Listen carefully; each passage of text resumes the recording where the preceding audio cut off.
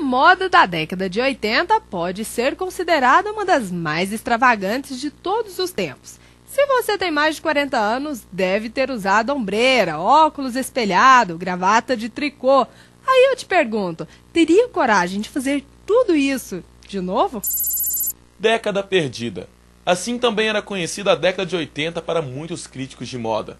Há quem diga que foi a década mais cafona do século XX.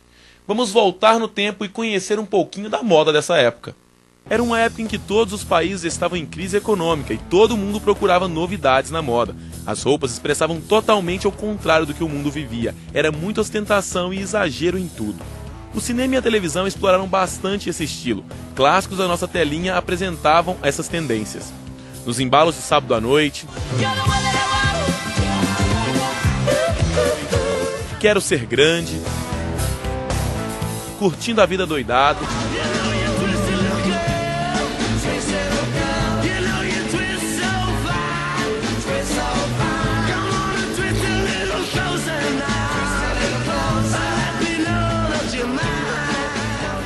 e diversos outros filmes.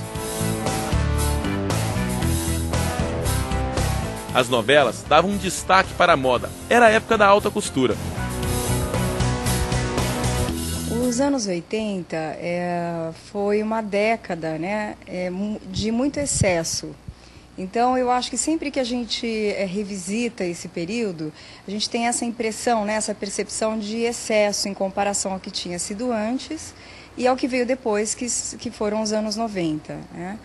A importância, especialmente no caso do Brasil, é que, como politicamente, né, foi uma época de mudanças, de abertura para importação, produtos importados. A gente tem um cenário de moda nacional que começa a se desenvolver, né, com algumas marcas conhecidas como a Amy Officer, a Zump, né, que eram marcas de jeanswear características dos anos 80. Então, foi um período para a nossa história muito importante para o desenvolvimento do design. Certo. Você considera que é uma época da criatividade ou uma época do exagero? Eu acho que dos dois, né? É uma época mais do exagero, porque eu acho que foi um período de aprendizado da indústria e das confecções em especial, com relação à modelagem, ao caimento, aos produtos, né, e as matérias-primas que nós precisávamos usar para esse desenvolvimento. Eu acho que foi um período de aprendizado, na verdade. Né? Ainda há resquícios dessa moda dos anos 80 na moda atual?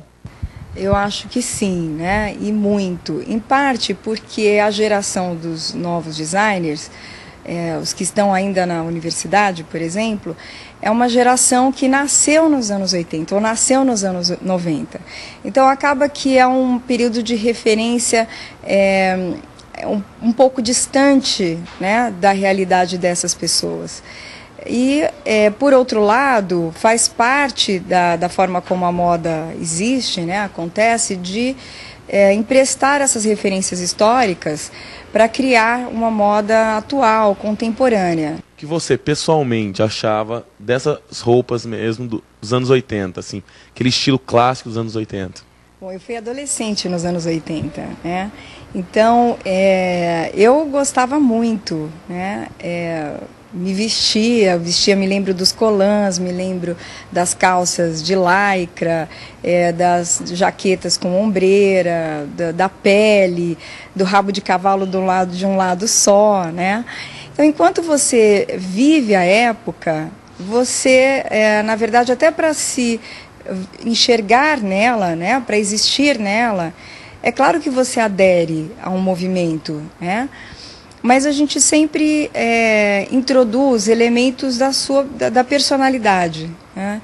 Então, não foram, eu acho que enquanto nós vivemos a década de 80, nós não sentíamos que era uma década de uma certa forma esdrúxula, como algumas pessoas a veem hoje. Apesar das críticas, o estilo não morreu. Ainda há quem procure resquícios dessa época. Para essas pessoas, os brechós são um paraíso. A gente tem bastante procura, né, principalmente por pessoas que buscam fazer fantasias, né, para festas fantasias e também necessitam para teatro e outras coisas. Alguém compra também para usar ainda no dia a dia? Sim, até porque, né, é um modelo retrô, mais retrô, e existem muitas pessoas que ainda hoje não adaptaram ao uso moderno, né, gostam mais de modelos retrôs. Quais são os clientes que geralmente compram esse tipo de roupa? São mais pessoas assim que, como eu disse, não adaptaram ainda essas roupas mais modernas, né? Preferem os modelos mais antigos, e pessoas também mais hippies, né? Pessoas que gostam mais de usar diferentemente do que as pessoas estão usando nos dias atuais. Isso. Em contrapartida ao luxo, brilho, alta costura e joias exageradas, os punks apareceram mais ou menos como um movimento de contracultura. É um orgulho da minha vida ter participado do início desse movimento de São Paulo, graças a Deus, que minha mãe era crítica de arte, jornalista, e nos levou para São Paulo nessa época. Eu morava em São Paulo com a minha mãe. E realmente a disco tomou poder geral, e nós éramos filhos de roqueiros, entendeu?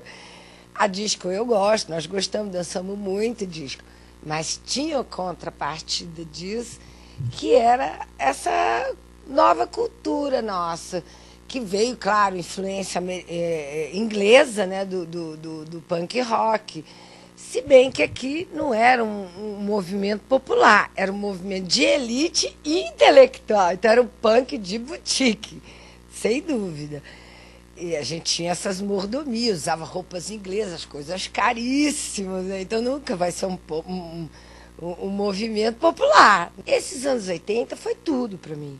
Foi a revirada do rock para a discoteca e para o punk rock.